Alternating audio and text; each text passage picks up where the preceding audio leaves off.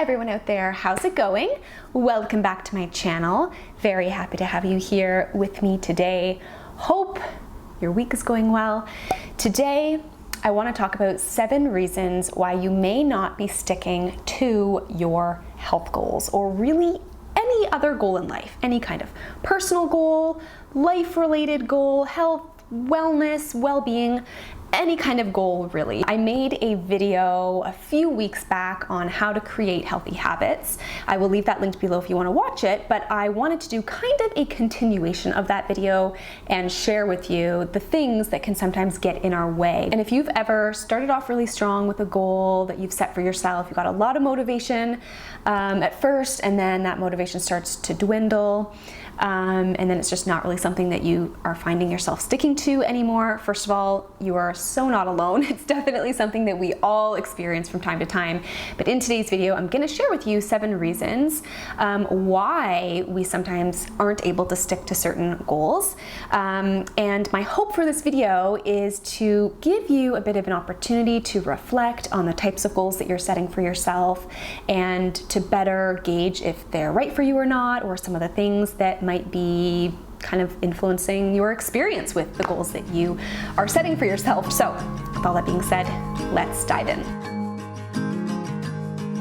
So reason number 1 why you may not be sticking to your health goals is that you are simply doing something or trying to do something that you just don't want to do, and that you feel like you should do, or that you have to do. Maybe you have someone telling you it's something that you should be doing, or you're seeing other people doing something and you feel like I should be doing that, so you try to do it too. And really what this all boils down to is that motivation will naturally dwindle and lessen when we don't have our own intrinsic motivation, when it's not truly coming from within us, and when we don't have that sense of autonomy. Autonomy is when we are making those decisions for ourselves. We've come up with the idea ourselves. It's something that we want to do for ourselves, and it's not being, brought upon us externally. Reason number 2 that you might not be sticking to your health goals is that you have set a goal for yourself, or you're trying to carry out a new behavior that is too unrealistic. So when a goal is unrealistic, it's either something that you're trying to do too much of, too often, it's too lofty of a goal. Okay, it's just too big, it's too unrealistic. Could also be that it's too strenuous, or it could be that it's too restrictive. So an example of a really restrictive kind of goal that you are setting for yourself might be, I am gonna completely cut out all sugar, or I am not gonna have any carbs this week. Anything that is really unrealistic tends to be more difficult and also not very sustainable. It's not easy for us to stick to something that is just not realistic for us. And instead, what is a much better approach is trying to set goals that are smaller, that are achievable, where we're able to celebrate small wins. And that way we also find that we don't feel as badly about ourselves, because when something's really unrealistic and we can't stick with it, we often feel badly about ourselves. We feel like, why can't I do this? What's wrong with me? But that's not actually, what's going on. What's really going on is that it was just too unrealistic. Reason number 3 is that you are stuck in an all or nothing mentality. This one really gets ya. It really does. An all or nothing mentality is when you say to yourself, I messed up, I might as well just give up entirely. Or I'm gonna start fresh tomorrow. I'm gonna completely just scrap what I've done, and I'll start fresh tomorrow, or I'll start fresh next week. That is an all or nothing mentality, where it's all or it's nothing at all. So this kind of mentality usually ends up in us falling into a start and stop cycle, which is where you start a new goal or behavior, and then you stop because you weren't able to stick to it, and then you start again, and then you stop, and then you start, and then you stop. And it's just this just up and down instead of a consistent kind of sustainable behavior that you're able to carry out. And you also tend to feel quite bad about it too when you're in that all or nothing mentality. You feel like, okay, I'm doing it. Uh-oh, something went wrong. Now I'm not doing it. And then you feel badly, and then you put yourself down, and it becomes just, again, that vicious cycle. So instead, what's so important here is flexibility, my friends, flexibility. And this is all about shifting from that all or nothing mentality to a mentality of, hey, it is totally fine if I have some chocolate if I want it. Or hey, it is totally fine if I don't exercise today, or if I don't exercise for a couple of days. It's okay. Or it's okay if I missed my, journaling practice that I, was trying to do more often. It's okay. It's all about welcoming and embracing the ebbs and flows of life and recognizing that that's part of the journey of goal setting and behavior change and just life in general, is that things are gonna come your way, and that's just part of it. It's okay to embrace that and to be flexible. You want to focus on small, gradual changes over time instead of getting really stuck in that all or nothing mentality. Reason number 4 is that you are not gauging what's working well for you or not working well for you with this new goal that you've set for yourself, or this new set of behaviors. When you take the time to routinely check in with yourself and ask yourself how this new goal that you've set is going, you're able to make adjustments as needed, and you're able to notice if you're experiencing any setbacks, what might be causing those, and how you can make some tweaks along the way.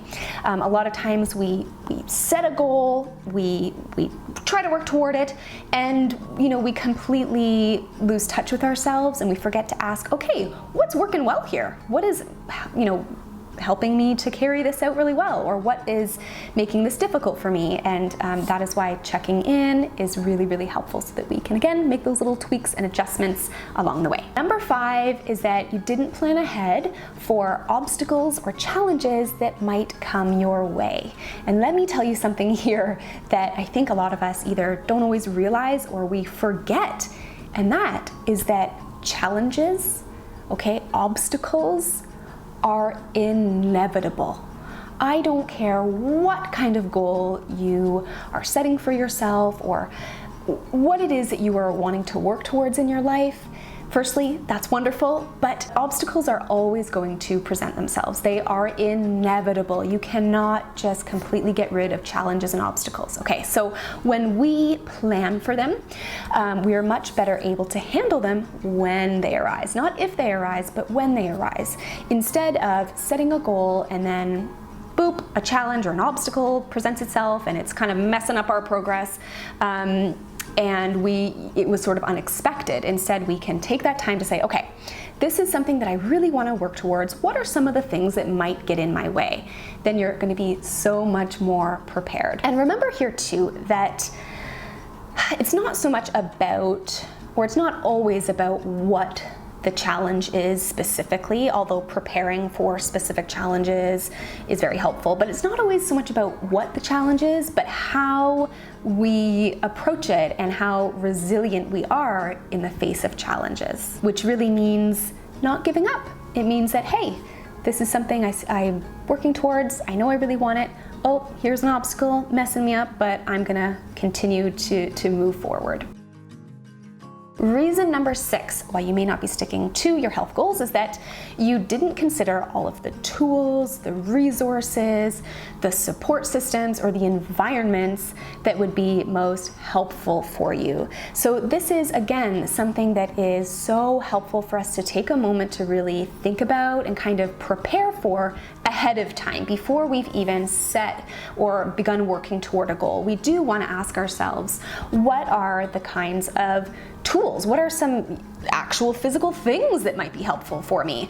Maybe there's a specific kitchen tool, or what are some resources that would really, really help me out on my journey, or some support systems? Is there a certain person that would be really helpful for me to get in touch with, or people for me to connect with, etc., etc.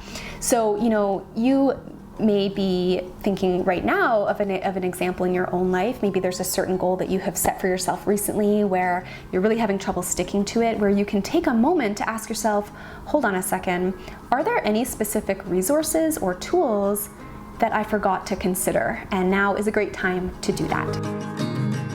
And lastly, number 7, why you may not be sticking to your health goals or any other goal for that matter, is that you have been far too vague about the specifics of it and the logistics of how, when, or where you're going to even begin with carrying out this new goal. So if we are too broad, if we're too vague about something that we want to do in our life or achieve, work towards or improve, if we're too vague about it, so maybe you're like, I'm gonna do yoga, I'm gonna start doing yoga, or I want to drink more water. Those are wonderful things. But it's so important to get really specific about when are you gonna do it? How are you going to do it? Where are you going to do it? All those logistics are so important to think about and to be really, really specific about, so that it's much easier for us to actually follow through with them. And I did talk a little bit about this and setting SMART goals in that video that I have up on my channel on how to create healthy habits. Again, I will leave that linked below. So that brings us to the end of today's video. I really hope that it gave you some things to think about and to ponder on. Maybe you can journal about these things, about what might be getting in your way. Let me know if there's anything else that you might add to this list that has kind of gotten in your way of setting a new goal or working toward a health kind of goal for yourself. Let me know. I would love to hear from you in the comments below. And that is it. I will see you all in the next one.